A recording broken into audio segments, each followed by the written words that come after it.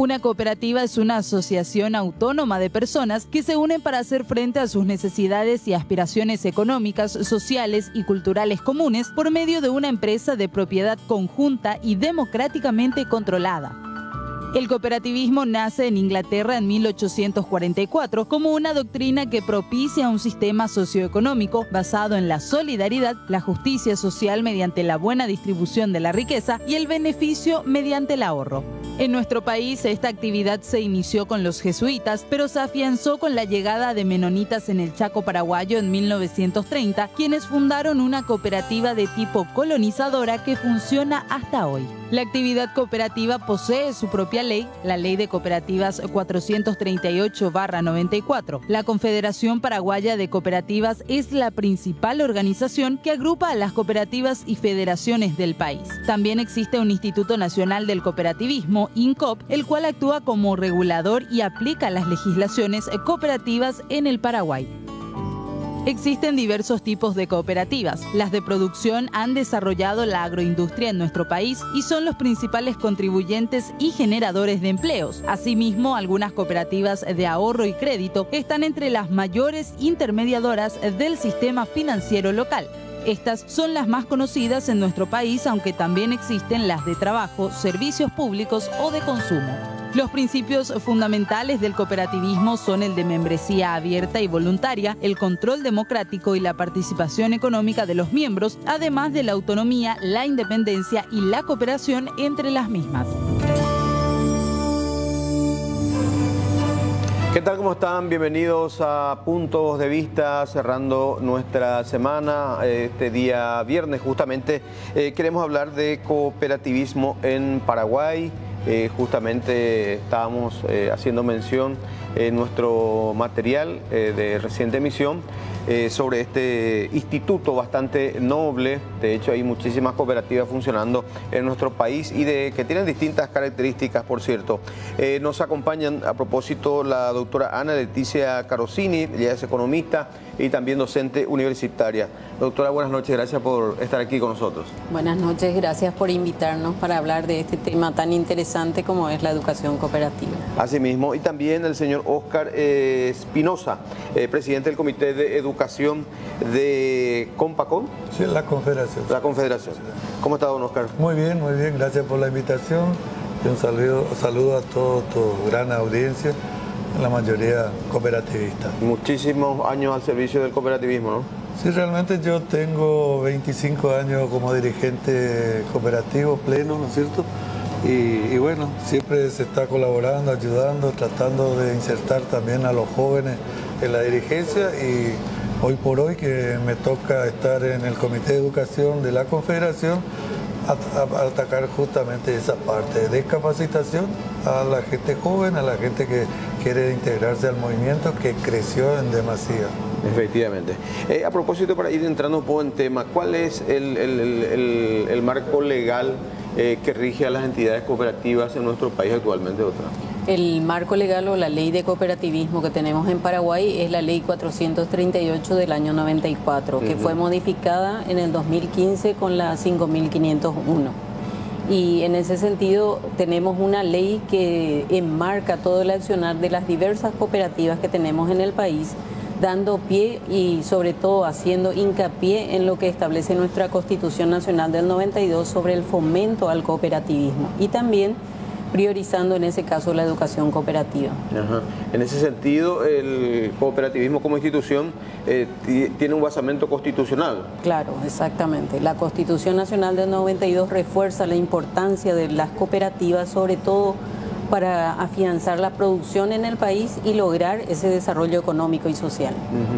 Si tuviésemos que señalar los principales valores que rigen al cooperativismo. Sí, realmente los valores y principios del cooperativismo es unos elementos que realmente funcionan muy bien a nivel nacional y a nivel continental. Y en base a eso, si se rigen todas las administraciones cooperativas por esos valores, no hay forma de fracasar. ¿Y esos valores cuáles son, don Óscar? No, tenemos, la doctora te va... Lo de la ayuda mutua, en primer lugar, la solidaridad, teniendo en cuenta que toda cooperativa, así como muy bien estaba en el video que expusieron, las cooperativas surgen para cubrir las necesidades de una comunidad. Y en ese sentido, cuando hablamos de entidades cooperativas, muchas veces se enfatiza que son sin fines de lucro, cuando en realidad, como surgió de hecho en Europa y como bien lo señalaban en el video, en nuestro caso a nivel de los jesuitas, las cooperativas también como entidades de la economía social pretenden lograr, de hecho, con la unión de las personas, mejorar el nivel y la calidad de vida de sus socios. Cumplen un rol fundamental en la comunidad y en la economía de esa comunidad y del país inclusive. No, eso es categórico. Yo te puedo decir con propiedad que vengo de una cooperativa base que es el Mercado 4, ¿no es cierto? Donde ahí hoy con 45.000 socios en nuestros 27 años de vida, está demostrado que la gente que no es bancarizada, que no era sujeto de crédito, tranquilamente hoy en día tiene la cultura del ahorro y como esa te puedo nombrar otras, cuántas cantidades de cooperativas que nacieron por la ayuda mutua de sus socios, ¿no es cierto? Porque acá el gobierno ni ninguna otra entidad apoya con capital operativo, ni mucho menos nada. Solo es de autogestión. Tenemos que hacerlo. Entonces, si vos me preguntás de dónde salió los 50 millones de dólares que maneja en su cartera de crédito o su cartera de activos la cooperativa Mercado 4, es el ahorro de todas las compañeras y compañeros feriantes que colocan ahí. Está compuesto por un 80% de ahorro y un 20% de aporte, que es el aporte societario que por obligación se aporta, ¿no es cierto? Te digo nomás de las dimensiones con monedita de 500 guaraníes, lo que es ahora esta institución, con varias sucursales, con toda una estructura bien formada. Y ni que decir de Medalla Milagrosa, de Comecipar, de Universitaria, ¿no es cierto? Y es categórico eso. Ahora, el tema del lucro, siempre yo que empecé de muy abajo, decíamos que no era con ansia de lucro y que no, pero resulta ser que hoy en día estuvimos en unos viajes, estuvimos en Panamá, estuvimos en Europa, en Austria, en Viena, y ahí te hablan de la industria del ahorro y crédito. Imagínate vos. O sea, tienen el concepto de... Y nosotros quedamos muy chiquitos porque acá tenemos miedo de decir la empresa cooperativa. No es una empresa. Entidad. Organización. Mucha gente pero resulta ser que ya esta gente de países como Estados Unidos, Canadá, la gente de Inglaterra, en Alemania, hablan de industria del ahorro y crédito. De repente hay que ir proyectando y abriendo también a eso en ese campo, por lo menos, ¿verdad? Lógicamente, porque es de un sistema del movimiento cooperativo y es por eso estamos en el Sistema Nacional de Educación con un nuevo sistema de integración, de capacitación. Porque cuando hablamos de educación es ya una palabra demasiado que abarca más. Sin embargo, es capacitar al compañero, porque nadie nace cooperativista, nadie estudia para cooperativista. O vas y te formás con experiencias propias. Y eso es lo que el sistema quiere lograr para poder ayudar a la gente. Te vuelvo a repetir, a mucha gente se cansa del sistema de Mercado 4. Una compañera que vende cebolla y papa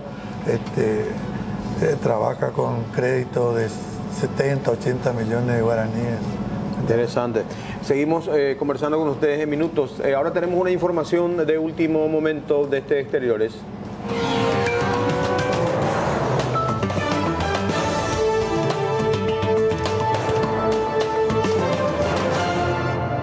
Estamos en contacto con Luis Gavilán de Ciudad del Este, actualización de este caso de hallazgo de cadáveres que se daba hoy en la zona del Puente Seco, límite entre Ciudad del Este y Hernandarias. Luis Gavilán, ¿qué es lo último que tenemos respecto a este caso? Hola Silvio, qué placer estar contigo en este horario. Un saludo cordial a los televidentes de C9N. Es así, tenemos que decir de que fueron plenamente identificados los dos. Hablamos de una pareja de nacionalidad brasileña.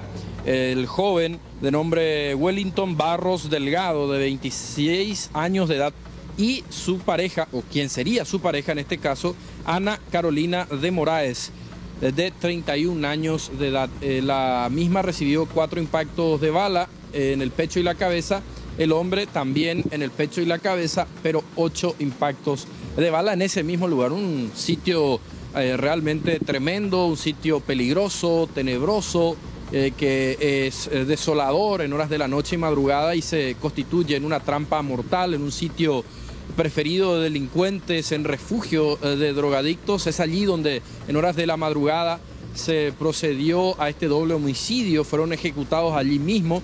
Llegaron a las 8:40 aproximadamente al aeropuerto de Foz de Iguazú, procedente de Guarulhos, San Paulo, en un vuelo de la empresa Gol, y se presume que inmediatamente cruzaron el puente internacional de la Amistad. Hay un testigo clave en toda la historia, incluso hoy se encontraba en un lugar cercano a la cabecera del puente internacional de la Amistad la identidad, la cédula en este caso, de este ciudadano brasileño de 26 años de edad. La policía está recabando los datos, eso sí, no se tienen aún mayores indicios de quiénes podrían estar detrás. Sí hablan de que el sello de la mafia está presente, de que se trataría de un ajuste de cuentas.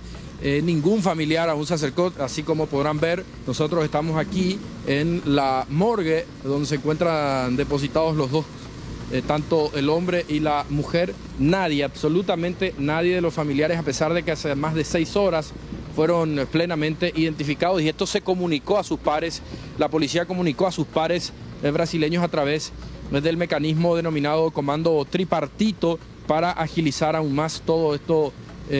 Silvio, reiteramos, fueron plenamente identificados, se corrobora la identidad, continúan en nuestro país, no hay indicios, no hay pistas, sí un testigo clave que observó, y sería un guardia de seguridad cuya identidad está totalmente reservada, protegida. Todo lo que ocurrió en la madrugada de este viernes, reitero, en un sitio bastante peligroso para los esteños, el Puente Seco, zona límite entre Ciudad del Este y Hernandarias. Silvio. Ahora, Luis, decías y se daba por hecho, se confirmaba prácticamente de que la ejecución se dio en ese mismo sitio. Sí, así es. Este testigo clave, es más, Silvio, cuando la policía llega, encuentra el cuerpo de la mujer primeramente, y recién horas después, cuando este testigo se acerca a la comisaría, él ya no aguantó más, según los propios investigadores, se acercó y relató lo ocurrido y advirtió de la presencia de otro cuerpo en una zona ya límite entre Ciudad del Este y Hernandarias, a unos 25 metros del lugar donde estaba. Es que es muy oscuro y los intervinientes ni siquiera se percataron de que a 25 metros de donde estaba la mujer se encontraba este ciudadano de nombre Wellington, de 26 años de edad. Por eso decimos de que el mismo aportó datos interesantes y de que esa ejecución, efectivamente, la doble ejecución, se produjo en ese mismo sitio. Bueno, gracias Luis Gavilán por el reporte desde la capital del Alto Paraná. Buenas noches. Buenas noches, un saludo. Igualmente, compañero, desde la zona este del país. Bueno, tenemos que informar lastimosamente de este tipo de casos también. Pero retomamos nuestra charla sobre cooperativismo. ¿Cuáles son los tipos de cooperativas que tienen mayor preeminencia en nuestro país, doctora? Hay diversos tipos de cooperativas, pero en el Paraguay tenemos dos grandes grupos, que son las cooperativas de ahorro y crédito y las de producción. Las cooperativas de ahorro y crédito, en su mayoría, dentro del total que tiene registrado el INCOP, son como 80%.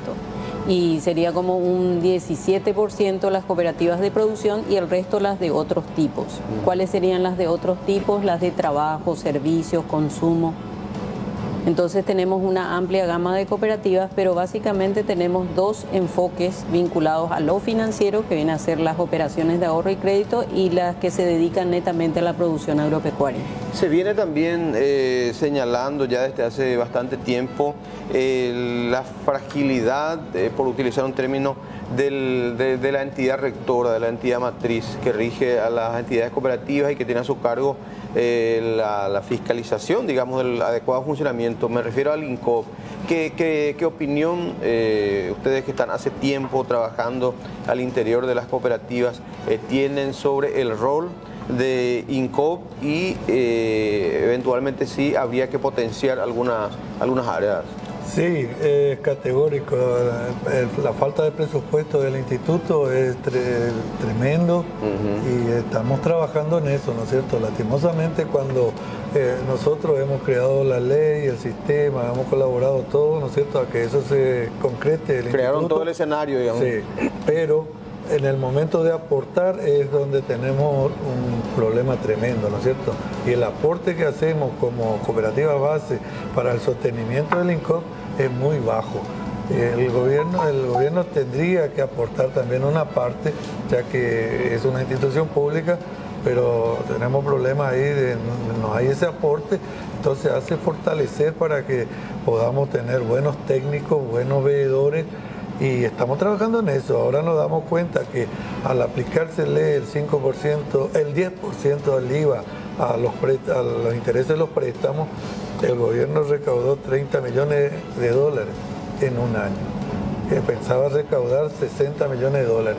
Entonces nuestra idea es tratar de derogar ese artículo de la ley donde nos obliga a aportar el IVA sobre nuestra plata, porque hay que tener en cuenta que esa plata es la que yo deposito como ahorro y deposito como aporte. Saco el préstamo y me cobran IVA por mi plata y después voy y compro la mercadería y me cobran el IVA y me quedo con el IVA porque no hay cómo descargar. No descargamos. En el mercado, ¿cómo vas a descargar? No hay forma, ¿no es cierto? El día que se formalice bien, a lo mejor esa descarga va a ser efectiva, pero ahora estamos absorbiendo todo el IVA y es un despropósito eso. Entonces, la propuesta es bien, si logramos derogar el artículo del IVA, vamos a aportar para el fortalecimiento del INCOP. ¿Entiendes? Sí. Y si me permiten, ¿verdad? Existen diversos temas, no solamente en cuanto a lo tributario, sino también varios aspectos que el Instituto Nacional de Cooperativismo, el INCOP, está teniendo en cuenta, desde establecer, por ejemplo, un marco regulatorio para esos dos tipos de cooperativas, ahorro y crédito y producción, a fin de que puedan desenvolverse dentro de una estructura que permita la eficiencia de las entidades cooperativas.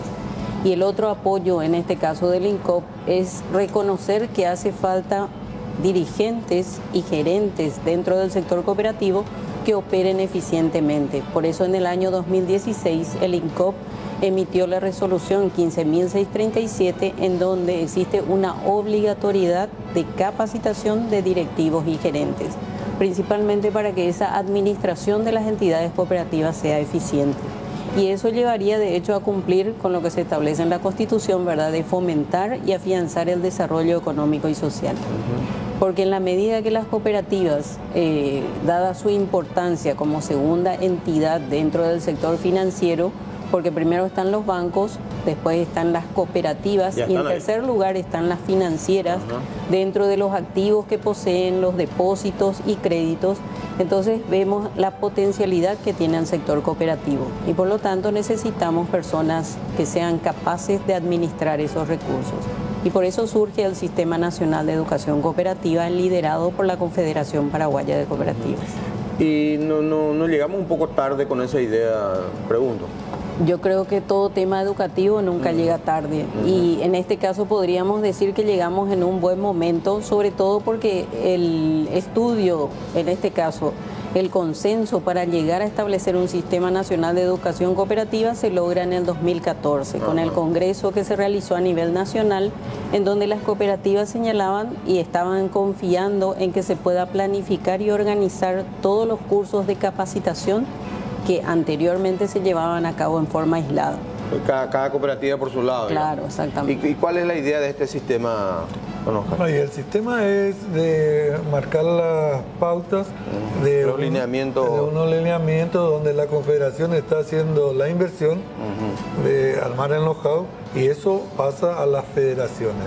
Porque está la Confederación, que es la entidad de defensa gremial, la entidad madre, pero están las federaciones, que son las que van a distribuir en sus bases la educación. Ya se está trabajando.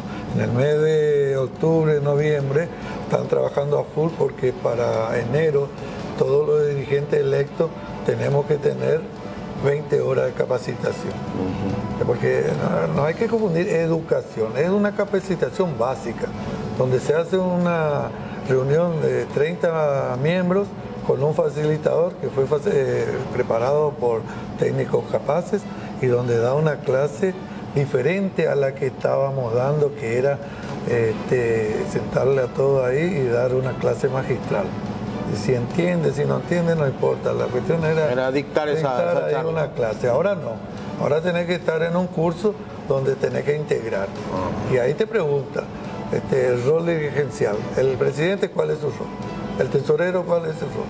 Y entonces hay su rol y su responsabilidad. Todo eso, porque tenemos problemas con cooperativas intervenidas donde la Junta de Vigilancia es sumariada y dice, pero ¿cómo si yo no? Nosotros no, el presidente es el que hace todo ahí. Y no es tan así, la ley marca bien que somos responsables nosotros, todo. De ahí que los miembros de la Junta de Vigilancia, los miembros del Consejo, por más secretario, por más vocal, tienen que preocuparse por lo que estamos haciendo. Y hemos crecido tanto, realmente, tanto, que nos quedamos un poquito aplacados, porque yo como dirigente voy y le digo a mi señora, he firmado unos pagarés por 15 mil millones que prestamos. Y me mata, me echa a la casa. Claro. ¿Me entendés? Y eso es lo que hacemos. Cuando te da un préstamo una central o otra cooperativa, te hace firmar los pagarés, presidente, tesorero, secretario, todos los miembros. Somos todos responsables con nuestros bienes. Hay que manejar bien, ¿no es cierto? Y esas cosas tenemos que acomodar y enseñarle al dirigente, decirle, esto es así. No después cuando te imputan y te vas y te dice, usted es responsable. Pero ¿cómo si yo no? Claro. No es así. O sea, que asuman realmente las consecuencias de sus actos o de sus inacciones también. Claro, claro. O de sus omisiones. Porque está todo bien catalogado, porque empezamos ya con rango constitucional. Sí. El artículo 113 nos hace el rango constitucional, después la ley y después la normativa del INCO. Resulta que la normativa ahora mundialmente, globalmente, nos exigen casi como los bancos, ¿no es cierto? Y vos tenés que estar preparado. No podés después cuando te viene la intervención decir, no, pero yo no sabía, no. Está todo bien marcado. El INCO con su normativa te dice, la base tiene que tener un 8% de liquidez según su activo. Y vos tenés que manejar, tu gerente tiene que manejar, tu presidente, tu tesorero, y ya estamos trabajando con millones de dólares. Sí. Y tenés que estar preparado para eso. No podés hacer inversiones, movilización de fondos, así como así nomás, ¿no es cierto? Después te interviene y dice, no, pero ¿qué va a hacer? No. Y para eso está la dirigencia que tiene que decir, este tema de liquidez, 8%, es mucho, es poco. Porque en una cartera, por decirte como Ecipar, que tiene un activo altísimo, el 8%, es mucha plata que tiene que tener en caja. Sí. ¿Entendés? Y tiene que pagar intereses por los ahorristas. Entonces, esas cosas, toda la Confederación encabeza y dice, muchachos, esto es mucho, esto es poco, entonces se trabaja con el INCO, le sigue el 12%, el 5%, y es un tiro y afloje ahí. Hay gente que quiere tener mucha plata en caja y hay gente que tira toda la carne al asador, porque ese es todo un tema.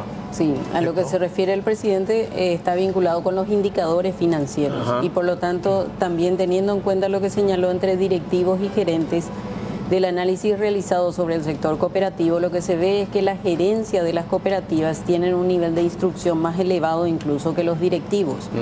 En cambio, muchas veces los gerentes no tienen el espíritu o no manejan los principios y valores cooperativos, por lo tanto tienden a manejar la cooperativa como una entidad financiera.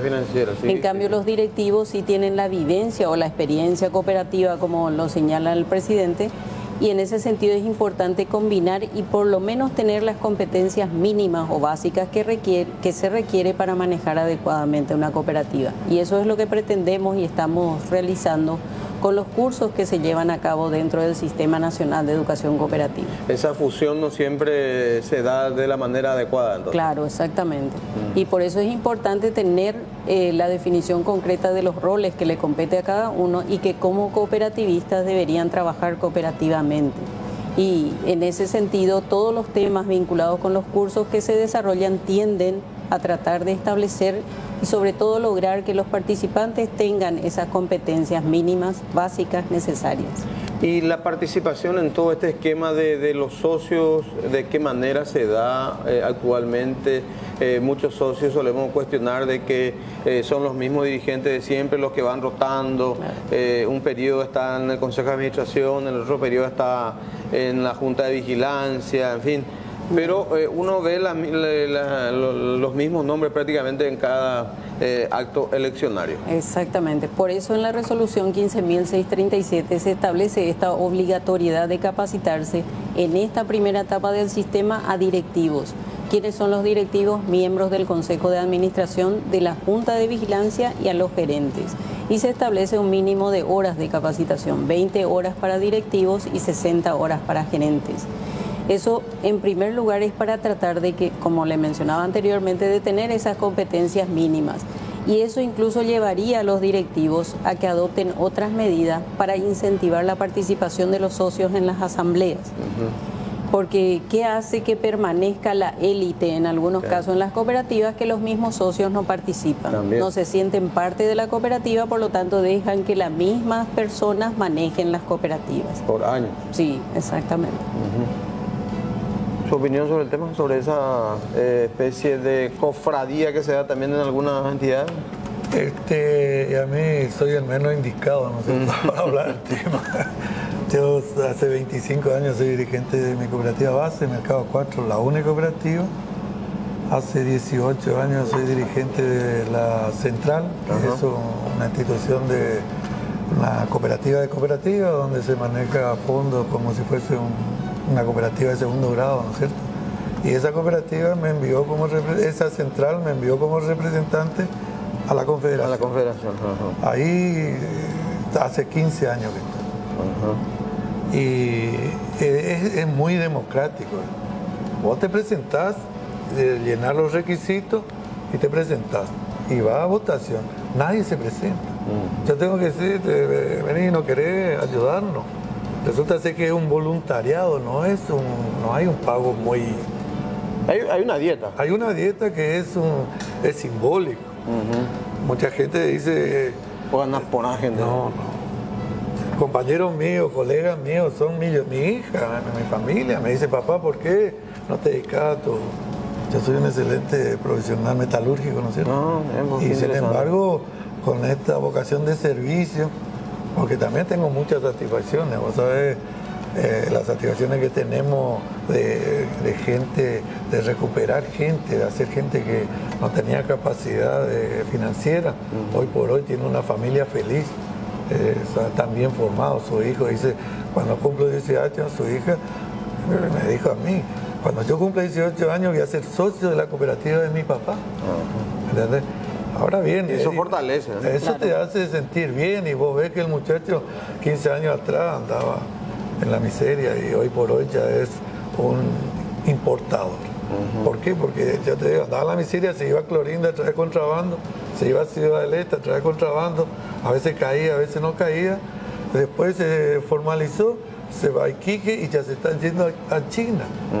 Y tu cooperativa te da 500 millones, que es lo que cuesta un contenedor para traer.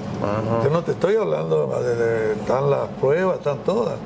Y la cultura del ahorro que genera la cooperativa. Estuve en un seminario y vino un argentino a hacer una exposición, es ministro de Economía de la Argentina, y habla que en la Argentina no se hace el ahorro. Es cierto, ahí solo se hace el préstamo, ¿no es cierto?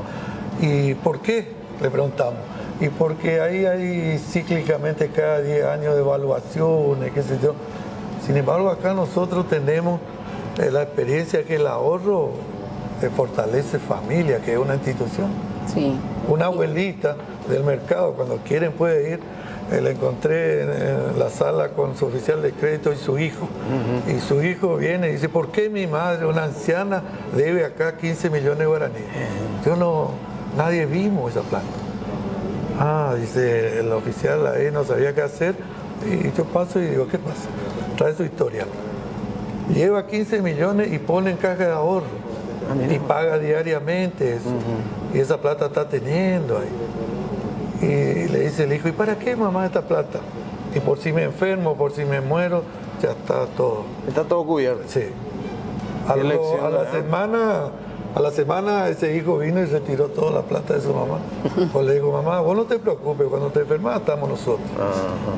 Pero eso es mentira, ¿no es cierto? Así, y eso piensa toda la gente ahí. Yo quiero que vean la cultura del ahorro, magnífico, en gente que no tenía capacidad. Había sido que ahorrar es fácil si vos le... hemos trabajado mucho en educación financiera, claro. Se invierte mucho.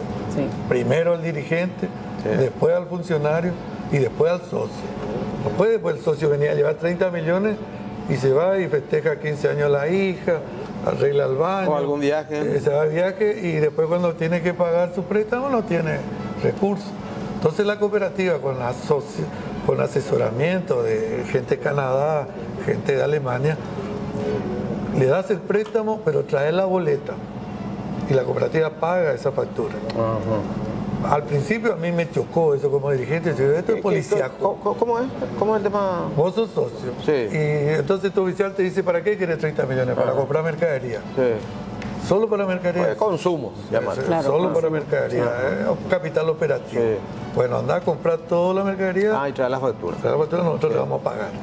Pues si yo te doy la plata a vos, en cualquier cosa y nada de mercadería. Entonces ahí el oficial está monitoreando. Esa plata es seguro que es devuelta. No hay morosidad. ¿Por qué? Porque vende y gana, y después ya de ser un prestamista se convierte en ahorrista de la cooperativa.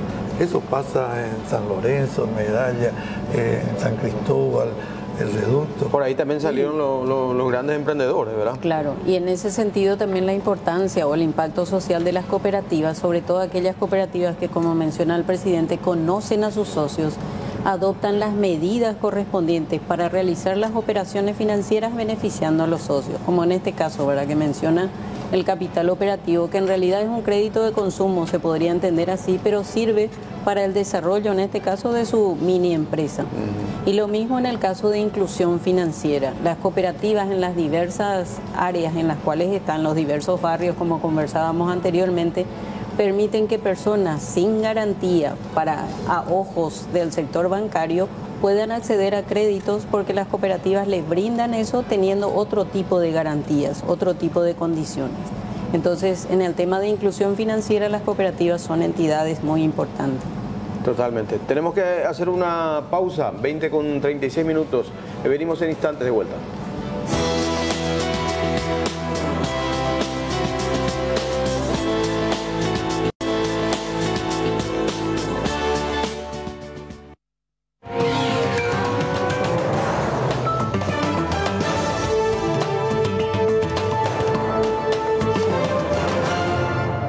Información de último momento nos lleva ahora hasta la zona sur del país, Encarnación. Allí está el compañero Fabián Sánchez.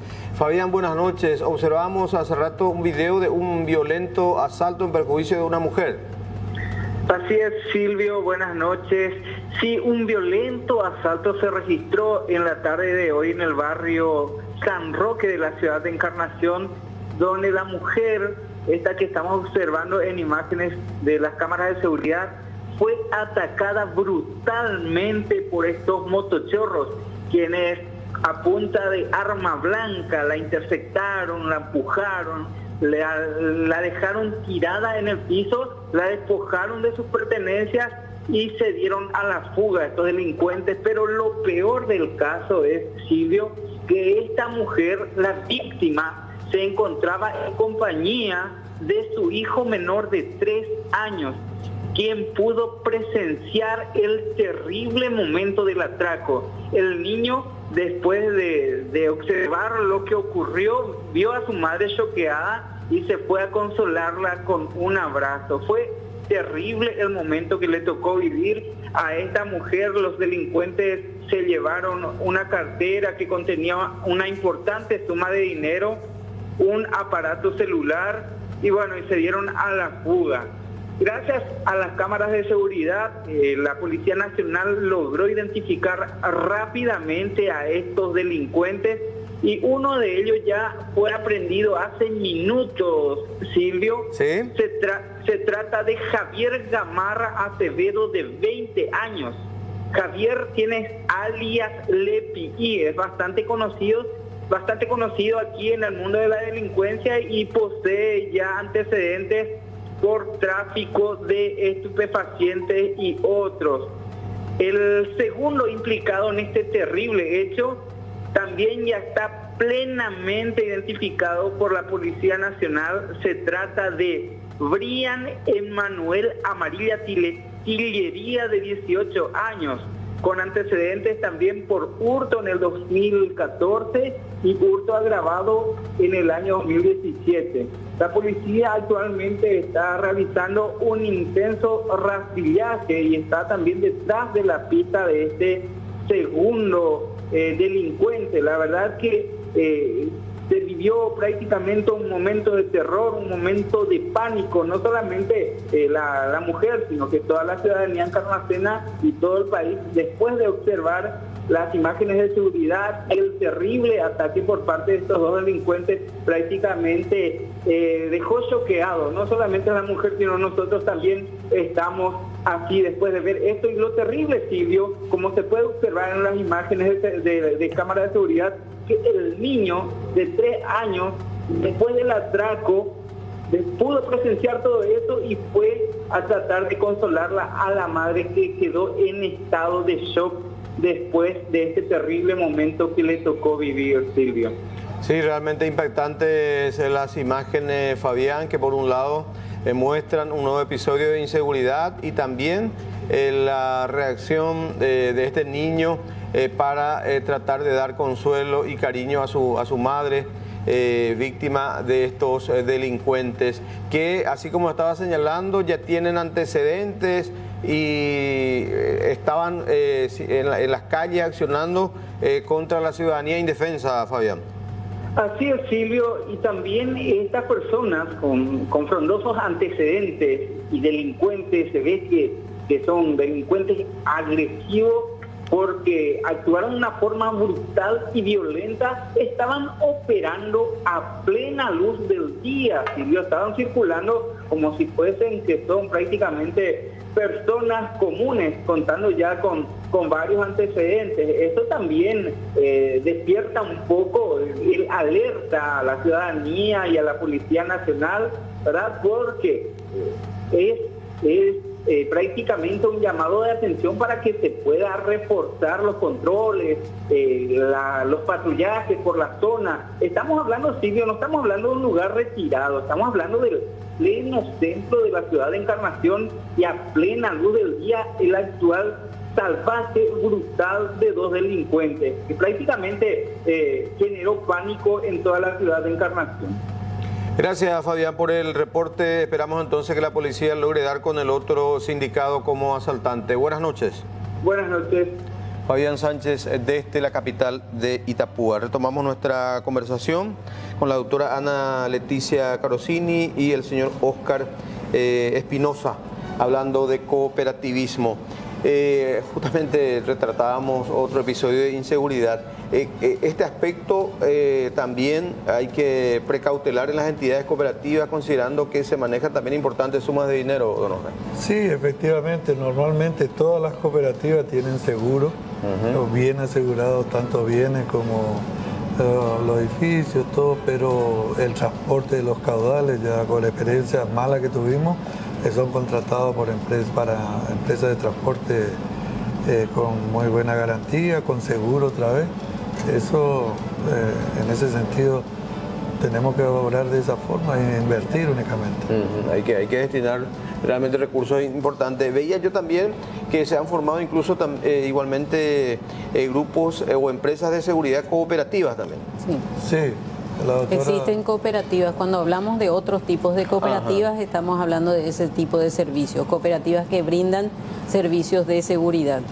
Y no solamente seguridad a nivel particular, ¿verdad?, sino estamos hablando también de seguridad en el sentido de transporte y la ampliación a otros tipos de seguros, como en el caso de seguro social que le estaba comentando previamente el presidente.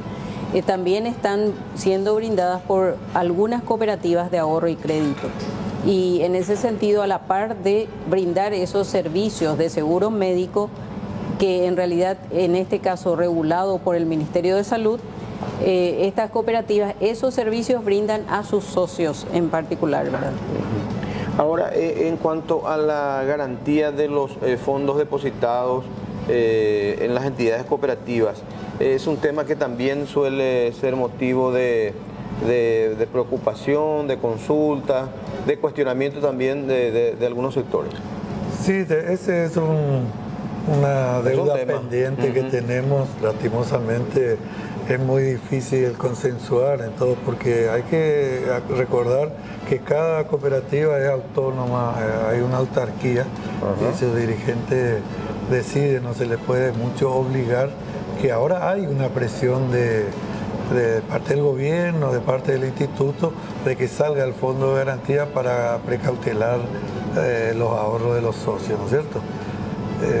Y bueno, en eso es estamos. factible a su criterio? ¿Qué pasos tendrían que darse para completar? Es factible, es muy factible. Tenemos la experiencia de la garantía sobre los ahorros en los bancos. El Fondo de Garantía de Depósitos.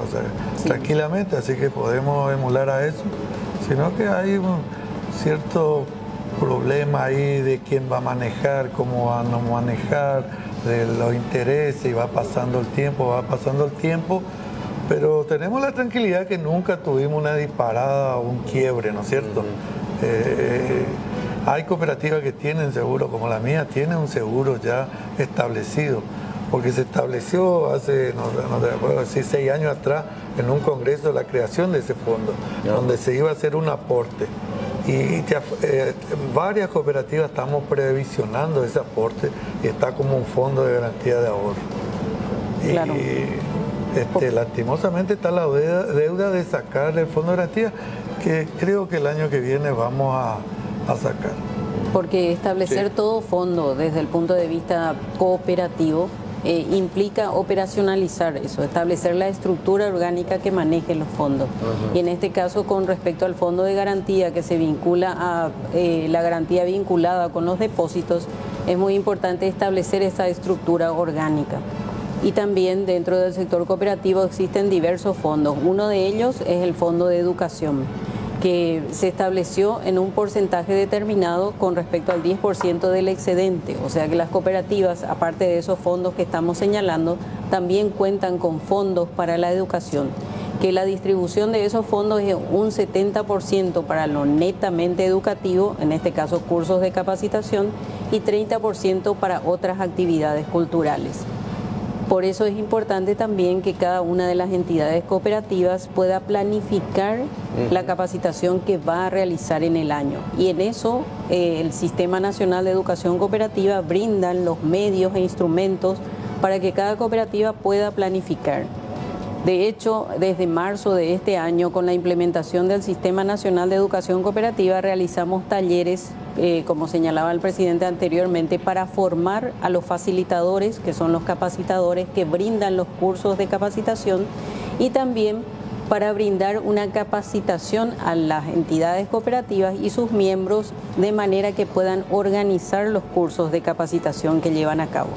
Porque anteriormente lo que teníamos, como también estuvimos comentando, es que la persona a la cual se le solicitaba el desarrollo de un tema muchas veces se convertía en el profesor PowerPoint, ¿verdad? Traía su PowerPoint mismo de siempre, independientemente de qué tipo de cooperativa sea, y desarrollaba el tema.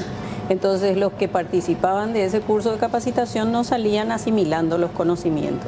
Entonces con estos talleres prácticamente también hicimos el cambio de mentalidad, pasar de una capacitación magistral, como se decía, ¿verdad?, a una capacitación con metodología participativa. Y eso es lo que se está desarrollando desde septiembre hasta la fecha con los cursos acreditados por el sistema. Excelente. Les agradezco a ambos su participación. Hay muchos temas que quedaron pendientes, por ejemplo, qué mecanismos se podrían implementar a la hora de formar una entidad cooperativa en una determinada comunidad, por ejemplo, pero vamos a tener otra oportunidad para seguir charlando. Con mi gusto. Gracias, don Oscar. Gracias, doctora, también a ustedes. Muchas gracias por esta oportunidad. Hacemos una pequeña pausa, venimos en instantes.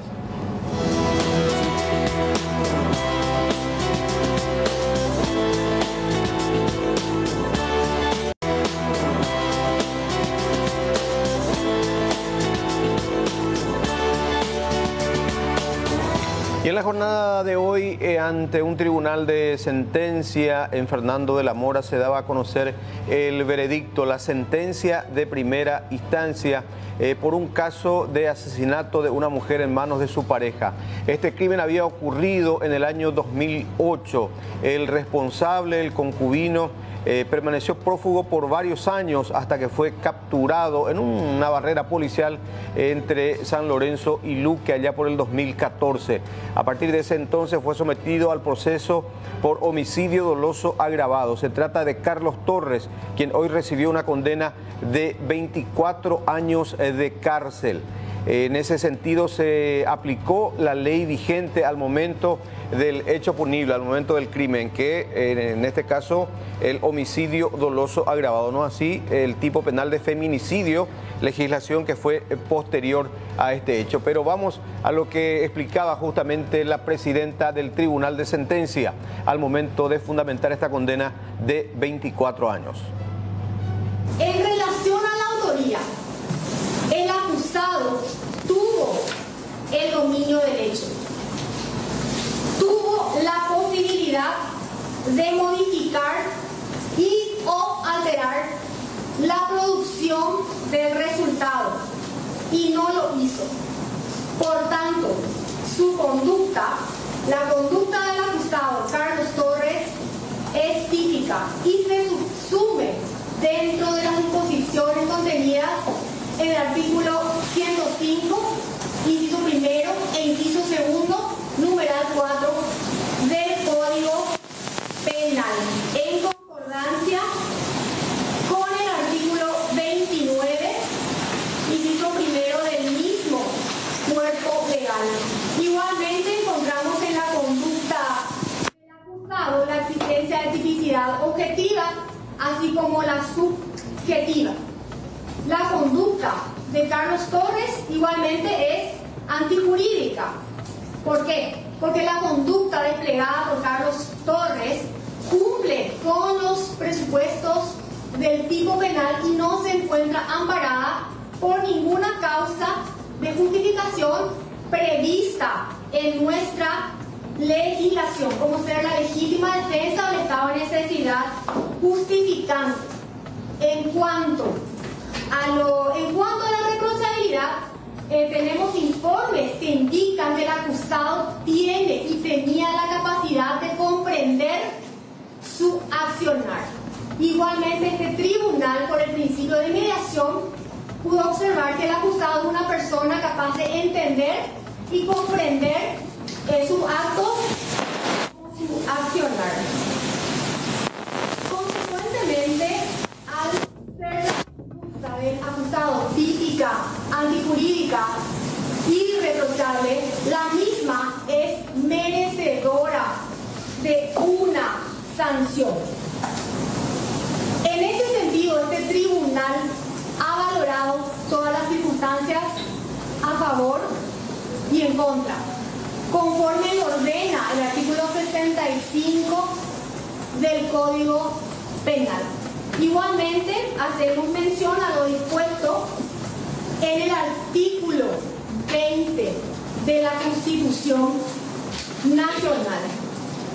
Por tanto, para este tribunal, la pena justa y útil a ser impuesta al acusado Carlos Torres es la de 24 años de pena privativa de libertad. Consecuentemente,